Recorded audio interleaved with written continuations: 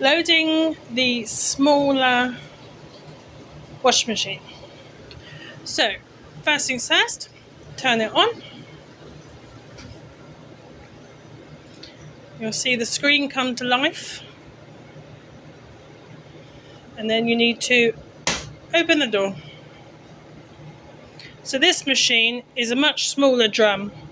So we only use it for personal items. So it can be cardigans, t-shirts, trousers, undergarments, things of that nature. So again, don't overfill the machine. We've got plenty of room in there. Close the door. You have to be quite brash with the door to close it, but once it's closed, it's okay. So again, in this machine, we use liquid in the drawer rather than powder because it doesn't seem to take the powder as well as the liquid. So I'll show you where that goes. So if you open up this drawer, and we will have the same liquid, again, 1 capful, and that goes in the middle drawer, like so. And then our softener goes in here. So if you lift that up, it just makes life easier.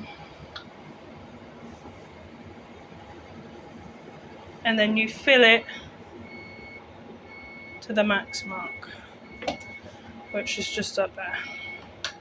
Close that and close the drawer. So we're going to use the dial to select the cycle that we want. Because we want a quick wash, it's only lightly soiled items. We only need a 40-degree wash.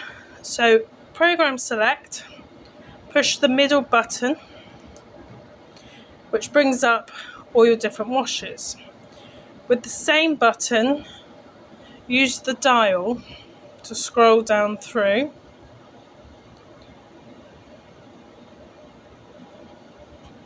Quick wash. Same button, press the middle, and you'll see that it comes up quick wash, 40 degrees, and the start button's flashing. Push the start button, and it will tell you that the program's running. There we are. It takes 28 minutes.